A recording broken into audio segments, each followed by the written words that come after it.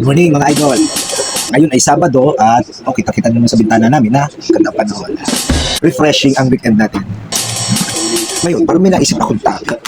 Napansin nyo ka na dito sa Pilipinas ay kakaunti ang mga nasunod sa oras. Madalas late or madalas mali yung konsepto.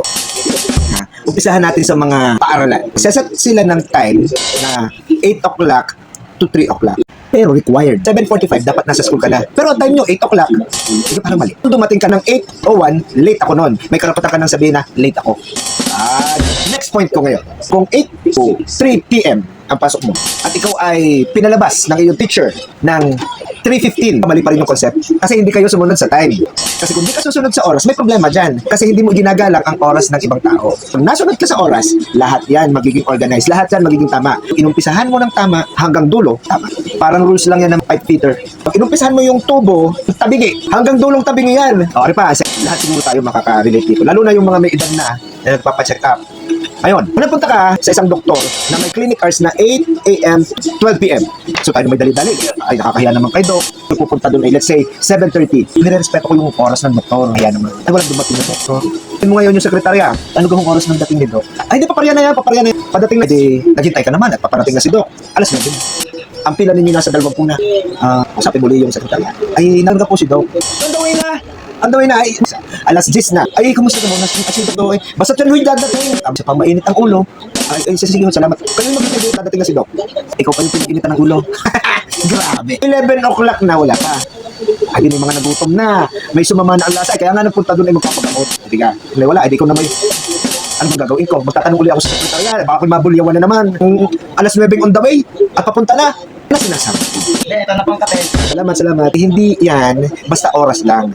Malaking bagay ang sinasabi ng oras sa pagkatao ng isang tao. Diba? Bakit? Ito yung pagrespeto mo doon sa oras ng kapwa mo.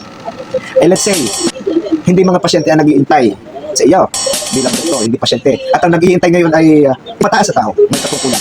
Ang palagay ay mayor, congressman, gobernador. Kapag dadating na late, kakahiya naman kay gobernador. Kung ang clinic mo ay alas 8, quarter to 7:80 na doon. Pero dahil mga pasyente lang na hindi mo naman kilala, wala kang pakialam. Ay, biro mo, tayo, iinom muna pala ako. Ay, biro mo, ang doktor ay dumating. Alauna ng hapon. 8 o'clock ang clinic ng umaga, 8 to 12, nakasulat doon. Itinanong mo sa sekretarya, 8 to 12. Pero nung oras dumating, 1 o'clock. Eh, di ba tatanong mo, Dok, bakit ho alauna kayo dumating? Ay, di ba tatanong, bakit? Eh, kasi nahihiya ka. Meron kang respeto. Pero ang tanong, nirespeto ka ba ganyan? 8 o'clock ang clinic, 1 o'clock dumating. Salang-sala. Hanggang sa dulo ng oras na, mali ka naman ng iba, mga pilosopo. Ay, wag ka magpa-check up doon. Kasun ba gayon? Alam mong mali yun. Hindi lahat. Hindi lahat ng doktor na ganyan. Pero, parang mas marami. Based doon sa experience ko ha, parang few lang yung mga sumusunod sa oras. Ano man napapagkwentuhan lang? Based on experiences, based on kay Google, pero real talk yan. Sa mga organizer naman. Halimbawa, ang event ay, ito ko lang. Yung organizer, ang gagawin niyan, sasabihin ay 7 o'clock ho, 7 o'clock ay nandito na. Eh bakit? Dahil takot siya na maliit yung dadating eh. Kung sasabihin yung 7, ay bakit? Inabala mo yung isang oras ng mga tao para pumunta ng maaga, pero wala ka naman pala doon, at ikaw ay dadating ay 8 o'clock pa event na gagawin mo. Ay di kasi may panluloko. Pero dahil nakasanayan natin dito sa Pilipinas, nating mga Pinoy, nagayaan, ay ayos yun.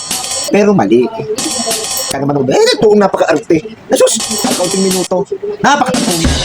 Pero, taas naman ang respeto ko sa mga tunong sumunod sa oras. Kasi, alam mo, pinahalagahan ka. Di ba ga?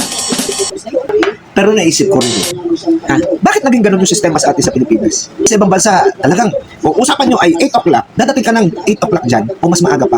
Ngayon, yung kausap mo naman on time, nandyan siya ng 8 o'clock. Pag hindi ka tumating ng 8 o'clock, 8:01, aalis na yan. Dati mga Pilipino, okay yun. Kasi hindi, okay na, sige, take time. Bakit sa ating mga Pilipino, ma-accept natin yung sorry, late. Pero sa ibang bansa, sorry mo, hindi ka tanggap-tanggap yan. Kasi kahapon pa, ulit ang pa tayong mischedule na 8 o'clock. Dapat clear mo yan. Dapat dadating ka ng 8 o'clock. Dating ng 8:02, hindi ka excuse. Kung mag-text ka man, hindi ka excuse. Kultura nila, lalo yung mga Hapon. Sabi lang naman nila, pero parang nakikita ko nga na talagang stricto sila. Ha? Sa ating mga Pilipino naman, muna 5 minutes lang. Bakit nagkagayon? Eh kasi umpisa pala ang mali. Eh sasabi ko sa iyo, ang inumpisahan mo ng mali hanggang dulong mali. Sa paaralan, ang inumpisahan mo na mali ay di matututunan ng mga bata at makakasanayan hanggang sa kanilang pagtanda yung usapin tungkol sa oras. Nalilip din ng guro. Ayan, paano daw kung nalilate din ng guro? Ay, hindi na natin kailangan pag-usapan. Mahalaga ang oras ng bawat kapwa natin at bawat oras natin. Pero hindi ko nila lahat ha. Doon sa mga tao na marunong mag-value ng oras, napakataas natin. Kahit pa ikaw ay tambay, peki walang trabaho, kahit ay sumunod sa oras, napakataas ng tingin ko sa mga. Hindi yung oras ko lang ang importante dahil may kailangan ka sa akin. Hindi ganun. Yan yung mga isang bagay na nakakalungkot isipin na mahirap nang baguhin at umpisahan sa tahanan. Palakihin mo yung mga anak mo na marunong sumunod sa oras. Doon ka sa tama. Pagka nasa tama, hindi ka mamamali. Siyempre tama eh. Paano ka magkakamali?